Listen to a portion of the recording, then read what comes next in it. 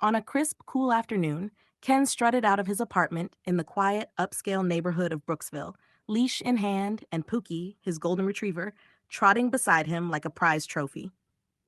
Fresh from work, he was still fuming over an office spat and venting loudly to his friend on the phone. His voice boomed through the street, tossing half-baked insults at a coworker named Greg for stealing his spotlight in the meeting. In his distraction, Ken didn't notice Pookie's leash slipping from his fingers. The dog bounded straight toward a young black woman strolling by, holding a plush toy she just bought for her niece.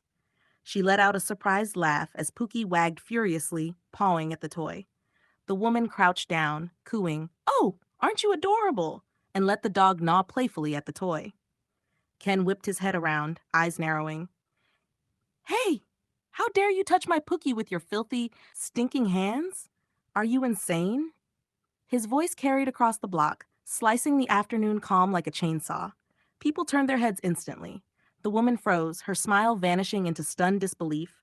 An elderly lady across the street, armed with grocery bags and an unimpressed glare, marched closer. "What exactly did she do to you?" she asked, her voice cutting like cold steel. "I saw everything. That girl's guilty of nothing except kindness." Whispers rose in the growing crowd. Phones were out.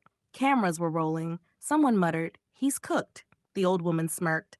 "Apologize now, or you'll be famous by dinner." Ken's jaw clenched, but his cheeks betrayed him, flushing crimson as if his blood had remembered shame for the first time. He glanced around. Half the street had their phones angled at him like paparazzi smelling a scandal. Somewhere in the background, a teenager's voice rang out, "Yo, this is going on TikTok! Hashtag Pookie's racist dad!" The black woman, still kneeling beside the happy dog, didn't even look up. Her silence was louder than his rage, a calm that sliced deeper than any argument.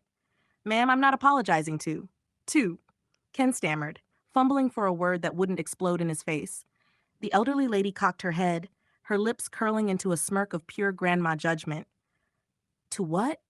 To a woman you decided wasn't good enough to pet your dog because of the color of her skin?" Gasps rippled through the crowd.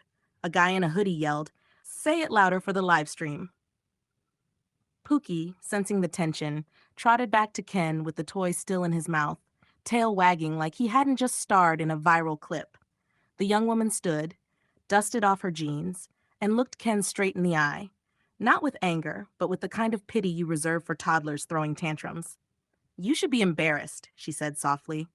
The old woman leaned in toward him. "If I were you, I'd start rehearsing my public apology before CNN calls." Somewhere, someone shouted, "Yo, like and subscribe if you want to see him melt down." Laughter erupted. Ken tried to walk away, tugging Pookie's leash like a man yanking himself out of quicksand. But the crowd wasn't done with him. The teenager with the phone darted in front, blocking his path like a paparazzi with an exclusive. "Nah, bro. You can't just walk away. This is premium content. We need closure for the comment section." The crowd chuckled, a few people actually hitting record harder, as if that would make him disappear faster. The black woman tilted her head, finally breaking her calm facade with a slow, dangerous smile. "Ken, right? You should know. Your little office story from this morning? The one you were yelling about on the phone when Pookie came over? Yeah. Turns out your company has a social media policy. Guess who just got tagged?" The way she said it wasn't loud, but it sliced through the air like a guillotine blade. Ken's eyes darted around. Somebody was live streaming with the caption, "Racist dog owner harasses innocent woman." Views were climbing like wildfire. The elderly lady clutched her pearls for dramatic effect. "I'm no tech expert, but when a video hits 100,000 views in 10 minutes, that's what you young people call career suicide, yes?" The crowd roared. Someone in the back yelled, "Like and subscribe if you want to see him cry." And honestly, Ken looked like he might. His lips trembled, his knuckles white on Pookie's leash. The black woman stepped closer, her voice low enough for only him to hear. This? This is just the beginning." Ken barely had time to process her words before two suited men stepped through the crowd. Not police, worse. HR from his company, badges swinging, faces tight. One held up a phone. "Ken, we need to talk, in private." The word private was hilarious, because every lens in the crowd was aimed right at him. The black woman folded her arms, still calm, almost regal.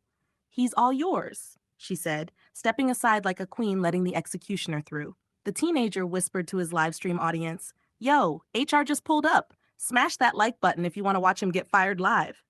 HR didn't sugarcoat it. "Ken, effective immediately, you're suspended pending investigation for gross misconduct and public harassment. Also, your wife called the office. She saw the video." His face drained of color so fast it was like watching milk spill. The elderly lady leaned on her cane and shouted for all to hear. And to think, he called her dirty and smelly. Turns out, the stink was coming from his soul. The crowd howled. Someone dropped a slow clap that caught on like wildfire. Ken's humiliation reached nuclear levels when Pookie, sweet, oblivious Pookie, wriggled free and ran straight back to the black woman, tail wagging, ignoring Ken's desperate calls. She crouched, hugged the dog, and looked up at him with a soft, knowing smirk. "Looks like Pookie knows who the better human is," the crowd erupted. Phones were up, careers, reputations, egos obliterated in real time. Ken, he just stood there, a broken headline waiting to be posted.